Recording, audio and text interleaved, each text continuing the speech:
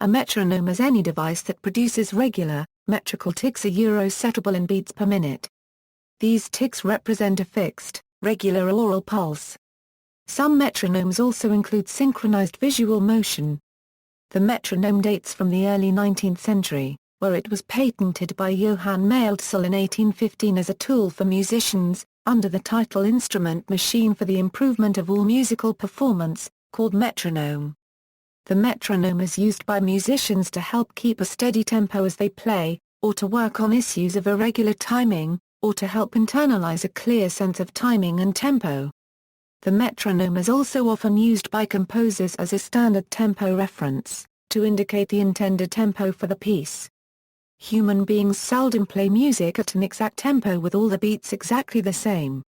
This makes it impossible to align metronome clicks with the beats of a musically expressive performance. This also has led many musicians to criticize use of a metronome. Metronome time has been shown to differ from musical time. Some go as far as to suggest that metronomes shouldn't be used by musicians at all. The same criticism has been applied to metronome markings as well. See criticism of metronome use. Those in favor of metronome use understand this is a criticism of metronome technique as commonly practiced by musicians, rather than criticism of the tool as such. Their response has been to develop better methods of metronome technique to address the various issues raised by the critics. See metronome technique. These techniques however aren't widely known by musicians generally, including many of the critics of metronome use. What Frederick Franz wrote in the introduction to his book is still true today. Metronome technique has developed considerably since his day, but the amount published is still small. As in his day, it is understandable that critics should be under the impression that metronome technique simply consists of playing your music along with the metronome. There are two schools of thought among musicians concerning this use of the metronome, one opposed and the other favorable. Practicing with a metronome has been criticized by some musicians as making you mechanical. In some instances such criticism is largely a prejudice, the critic having gained the impression that one starts a metronome and simply continues playing with it indefinitely. In most instances, however, such criticism is excusable since so little has been published on specific techniques of metronome uses. It is hoped that those who oppose its use for learning and improving the control of rhythm will read with tolerance these methods, employed by those who favor it, and perhaps investigate their value by experimenting with one or two of them in their own teaching or preparation for concerts. Etymology: the word metronome first appeared in English c. 1815 and is Greek in origin, metron measure, and numos regulating, law. History. According to Lynn Townsend White, Jr., the Andalusian inventor, Abbas ibn Fnaz, made the earliest attempt at creating some sort of metronome. Galileo Galilei first studied and discovered concepts involving the pendulum in the late 16th and early 17th centuries. In 1696, Etienne Lullier Copyright first successfully used an adjustable pendulum in the construction of the first mechanical metronome. However, his design did not produce any sound and did not include an escapement with which to keep the pendulum in motion. In order to get the correct pulse with this kind of visual devices, one needs to watch the precise moment where the pendulum is exactly vertical, as the left and right positions are constantly changing due to the decreasing amplitude. The more familiar mechanical musical chronometer was invented by Dietrich Nicolaus Winkel in Amsterdam in 1814. Through questionable practice, Johann Maelzel, incorporating Winkel's ideas, added a scale, called it metronome and started manufacturing the metronome under his own name in 1816, Maelzel's metronome. The original text of Maelzel's patent in England can be downloaded. Ludwig van Beethoven was the first notable composer to indicate specific metronome markings in his music, in 1817. Usage: metronomes may be used by musicians when practicing in order to maintain a constant tempo. By adjusting the metronome, facility can be achieved at varying tempi. Even in pieces that do not require a strictly constant tempo, a metronome marking is sometimes given by the composer to give an indication of the general tempo intended, found in the score at the beginning of a piece or movement thereof. Tempo is almost always measured in beats per minute. Metronomes can be set to variable tempi, usually ranging from 40 to 208 BPM. Another marking denoting metronome tempi is mm, or mark-currency LZEL's metronome. The notation mm is often followed by a numeric value indicating the tempo, as in mm equals 60. More specific uses are given below: learning consistency of tempo and rhythmic beats, practicing technique. Sheet music often has metronome markings that show the speed at which the work should be played. Click tracks. Musicians can separately play the different parts of a work, according to a synchronized click track. And audio engineers then mix the tracks together, synchronizing the parts at the clicks. Backing tracks are often created with electronic synthesizers and inherently adhere to strict beats. Standard appearance: the following numbers are customarily designated as metronome markings on metronomes and on musical scores: 40, 42, 44, 46, 48, 50, 52, 54, 56, 58, 60, 63, 66, 69, 72, 76, 80, 84, 88, 92, 96, 100, 104, 108, 112, 116, 120, 126, 132, 138.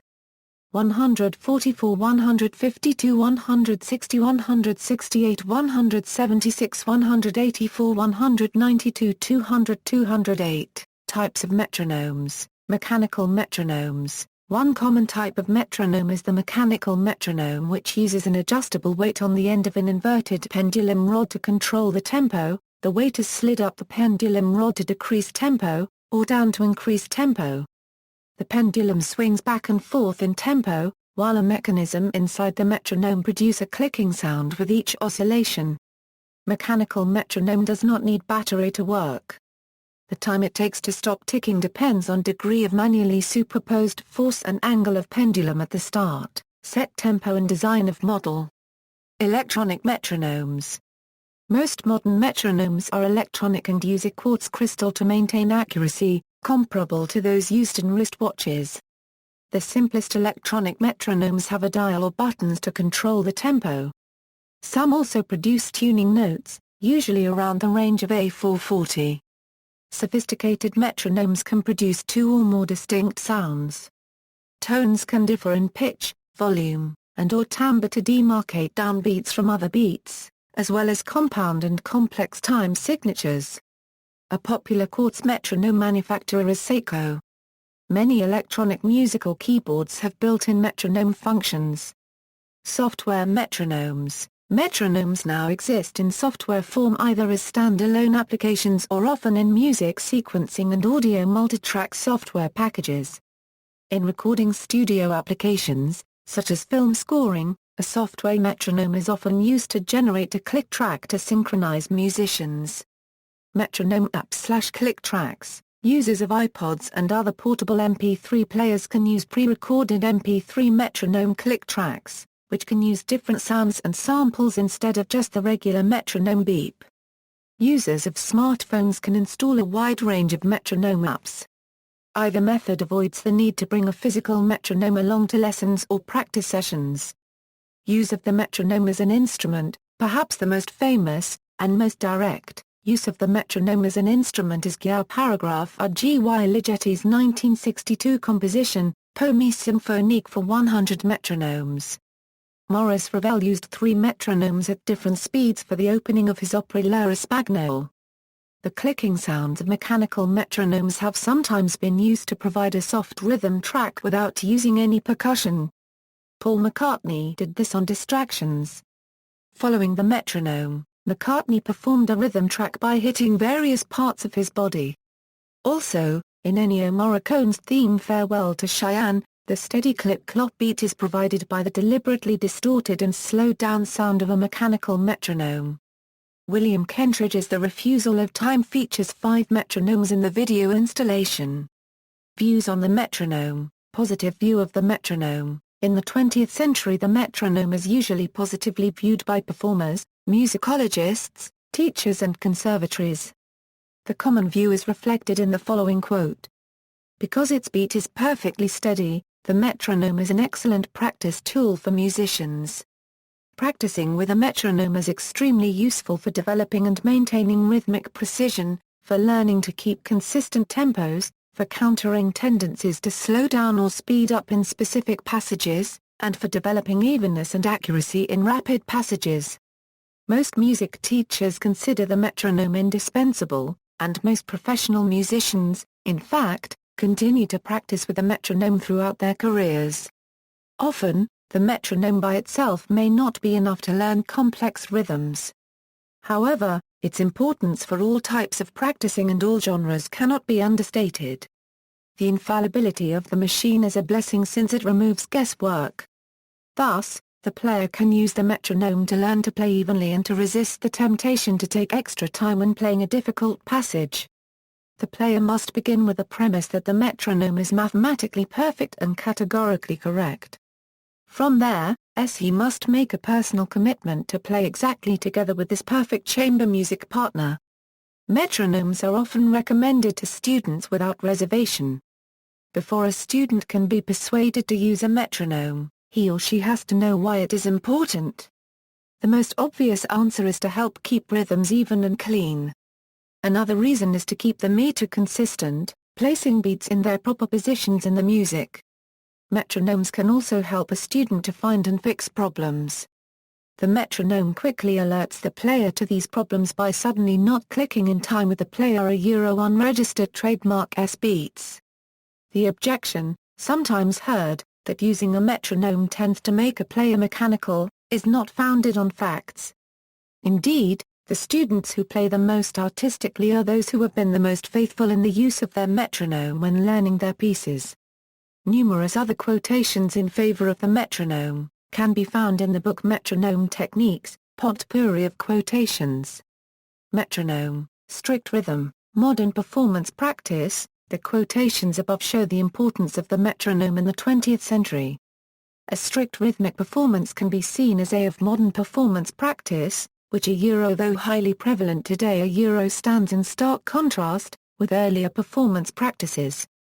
The traits that distinguish modern style: unyielding tempo, literal reading of dotting and other rhythmic details, and dissonances left unstressed.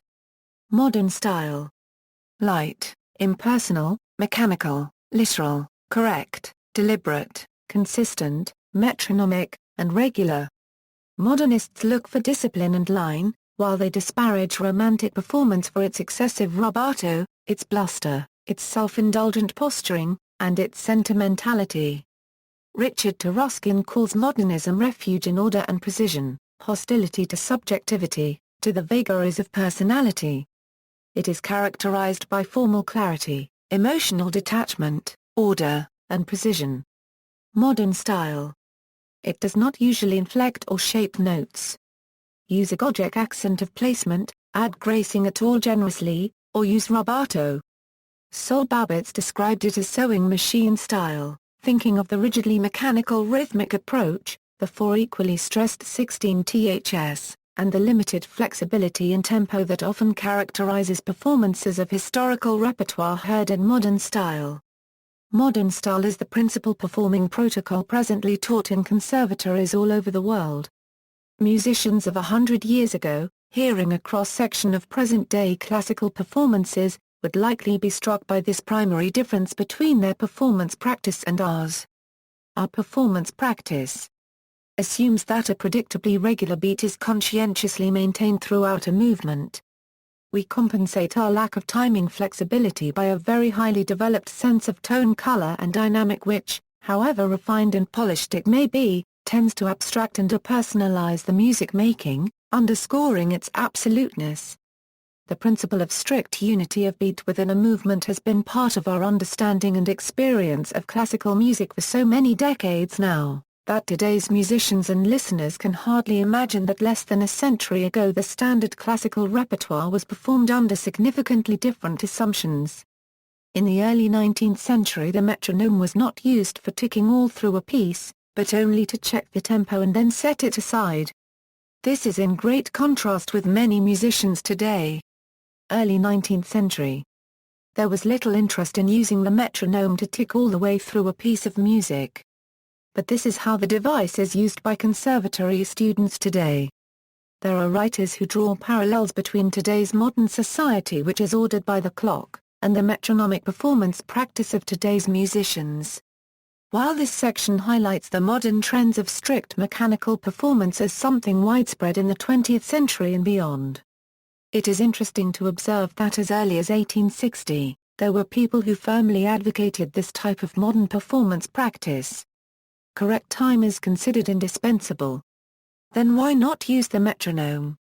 Hummel has recommended it in the strongest terms. My regard for it is such, that for 25 years or more I never taught a pupil without it. The beginner must only use the mechanical touch, for at least a couple of years. The music chosen for lessons and studies must be free from features, which require or admit expression. No crescendo, diminuendo, accelerando, ritardando, irregular accentuation, FFPPSFZ is admissible. While some welcomed the metronome in the 19th century, there were also critical voices, as is shown in the next section. Criticism of metronome use. A metronome only provides a fixed, rigid, relentless pulse. Therefore any metronome markings on sheet music cannot accurately communicate the pulse, swing, or groove of music. The pulse is often not regular. For example in accelerando, rallentando. Or in musical expression as in phrasing. Some argue that a metronomic performance stands in conflict with an expressive culturally aware performance of music, so that a metronome is in this respect a very limited tool. Even such highly rhythmical musical forms as samba, if performed in correct cultural style, cannot be captured with the beats of a metronome. A style of performance that is unfailingly regular rhythmically may be criticized as being metronomic.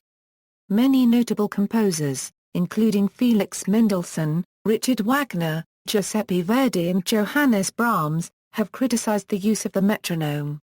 Quotations. This series of even, perfectly quantized, 16th notes, is no more evocative of samba, than a metronome would be. In fact, this representation neglects what makes up the samba essence in the first placer the swing. The metronome has no real musical value. I repeat, the metronome has no value whatsoever as an aid to any action or performance that is musical in intention. Referred by analogy to the sister art of drawing. Graphic artists understand well enough the essential and generic difference that exists between mechanically aided drawing on the one hand and freehand on the other. Similarly, musicians ought to distinguish between the sort of timing that results from dull, slavish obedience to the ticking of a soulless machine, and that noble swing and perfect control of pulsation which comes into our playing after years of practice in treating and training the sense of time as a free, creative human faculty. Using the metronome as a constant guide to ramp up the speed or to keep the rhythm. This is one of the worst abuses of the metronome. If overused, it can lead to loss of your internal rhythm, loss of musicality, and biophysical difficulties from overexposure to rigid repetition. A good performance is so full of these minute retardations and accelerations that hardly two measures will occupy exactly the same time. It is notorious that to play with a metronome is to play mechanically, the reason being, of course, that we are then playing by the measure, or rather by the beat, instead of by the phrase. A keen musical instinct revolts at playing even a single measure with the metronome. Mathematical exactitude gives us a dead body in place of the living musical organism with its ebb and flow of rhythmical energy. It may therefore be suggested, in conclusion, that the use of the metronome, even to determine the average rate of speed, is dangerous. What is musical rhythm? Perhaps it is the difference between a performance that is stiff and metronomic in its strict adherence to the beat, and a performance that flows with elasticity and flexibility that emanates from the music itself.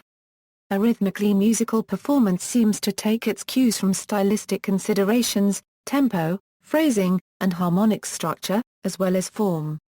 Sometimes we may not be exactly sure what makes a piece sound rhythmically musical, but we know it when we hear it. It should not surprise us that some children do not know instinctively how to play musically. Many youngsters are surrounded by popular music that is rigid and inflexible in its rhythm, characterized by a relentless beat that is often synthesized or computerized. Even some CDs and MIDI discs especially designed for use with piano teaching materials can encourage students to be overly metronomic in their playing. In general, our students may not be familiar with the idea of subtle nuances of tempo, and may need help understanding this. Numerous other quotations critical of the metronome can be found at Weicker quote, Metronome. Metronome technique. Metronome technique is extensive and has been the subject of several books. So this short section just summarizes some of the main ideas and approaches. The intuitive approach to metronome practice is to simply play your music along with a metronome. With metronome technique, however, musicians do separate exercises with a metronome to help strengthen and steady their sense of rhythm and tempo, and increase their sensitivity to musical time and precision. Only occasionally do you play your music with a metronome, to deal with particular issues. It is entirely possible that you never play your music with a metronome at all. I spent the better part of this past month rereading a great book on tempo by Andrew C. Lewis, titled Rhythm, What It Is and How to Improve Your Sense of It. The book contains dozens of exercises on how to build in a timing, most of which can be practiced without an instrument. All you need is a metronome. So every day during my commute to and from the office, Euro unregistered trademark vape been jamming out with my Korg Beat Lab clipping quarter notes at 80 beats per minute while clapping, snapping, tapping, and singing myself into oblivion.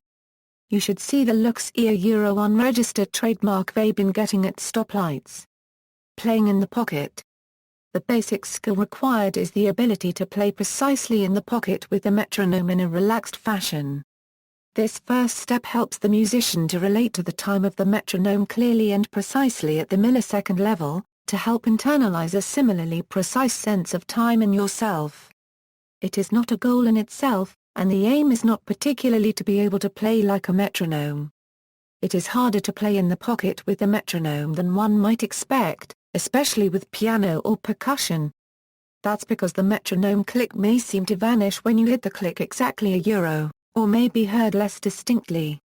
The further you are away from the click, the more easily you hear the metronome. Musicians who attempt to play in the pocket with a metronome without use of the established techniques for doing this may find that it introduces tension and effort into their instrument technique. To address these issues, the musicians start by learning to play consistently ahead or behind the beat whenever they want to. As a result, they develop a clear sense of where the click is, and so can also play to hit the click as well, in a relaxed way. The other thing they do is to listen out to hear how the sound of their playing merges with the metronome to create a new sound when you play precisely in the pocket with the metronome. By listening in this way, it is possible to play precisely in the pocket with the metronome in a relaxed fashion. At the same time as they work on playing in the pocket, they also work on flexibility and the ability to play in the same precise way anywhere in the beat. Precision of timing and sensitivity to musical time. Many exercises are used to help with precision of timing and sensitivity to time, also independence, to make sure you don't become a slave of the metronome. These exercises include, set the metronome to go silent for a number of measures, and see if you are still in time when it comes back on again, set it to go silent for increasingly longer time periods and see if you are still in time, play through music in your mind's ear, and try to keep in time with the metronome as you do so, practice subdividing the beat, with the metronome set to a slow tempo, including set to click on the measure beat, every second measure, the second beat of the measure instead of the first. Set to click every 5 beats for rhythm in April 4th, and so on. Playing displaced clicks, playing polyrhythmically with the metronome, and many other exercises. Much of modern metronome technique is to do with various methods to help resolve timing issues, and to encourage and develop a clear sense of musical time and to help with precision of timing. This steadiness and precision you can develop and encourage through metronome technique does no harm to musical expression in timing and rhythm. Indeed, one of the motivations is to help with nuances of timing and tempo. An analogy with art may help. It's like Giotto's circle, or Rappel's straight line. If you can play a perfectly steady and precise beat, it helps with nuances of timing. It doesn't mean that you can only play perfectly steady beats, Just as Giotto or Rappel's impressive displays of technique didn't mean that they could only draw circles and straight lines. Musically expressive rhythms, modern metronome technique addresses the issues of expressive musical rhythms in many ways. For instance, much of the focus of modern metronome technique is on encouraging and developing a good sense of tempo and timing in your playing, and in your mind. So you may work with the metronome in separate exercises to achieve this. When you have a more precise sense of the passage of time, you can then choose for yourself how to use this in your musical performance. You still play in a musically expressive fashion with continually changing tempo and beat. The only difference is that as a result of your work on precision of timing with use of a metronome, you are more aware of what you are doing. To be an artist, one must be able to play in perfect time, slow, fast, or anywhere between. Then one must be able to leave the time at will. This is not the same as having the time leave the player, and that is the effect if one is not able to play with the metronome. Special metronome exercises are used to help keep this fluid sense of rhythm and timing as you work with the metronome. There are many of them. They include, drift gradually from one beat to the next and play polyrhythmically with the metronome, play beats ahead or behind the click and get comfortable with playing anywhere relative to the metronome click. As you play with the metronome, start from a pulse unison and gradually push your notes ahead of the click, then pull back again to pulse unison. At the same time, you can work on developing a higher level of awareness of the many natural rhythms in your everyday life and use exercises to help bring those rhythms into your music. Time feel, the subject of Chapter 7, is one of the great keys to musicality for rhythm section instruments.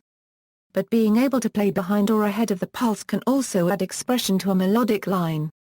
This, along with slight changes in dynamics, creates phrasing in music. The ability to hear the pulse and yet accelerate or decelerate slightly is a great way to incorporate human feeling into a musical performance. Of course, this is all relative to the tempo, and is best achieved relative to a steady tempo. In other words, the more definite your sense of pulse, the better your capability to manipulate it.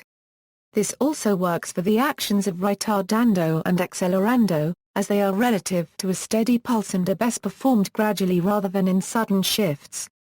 In this way, with suitable metronome techniques, use of a metronome helps you to improve your sense of time and exact timing without causing any of the expected issues for musicality and expressive timing.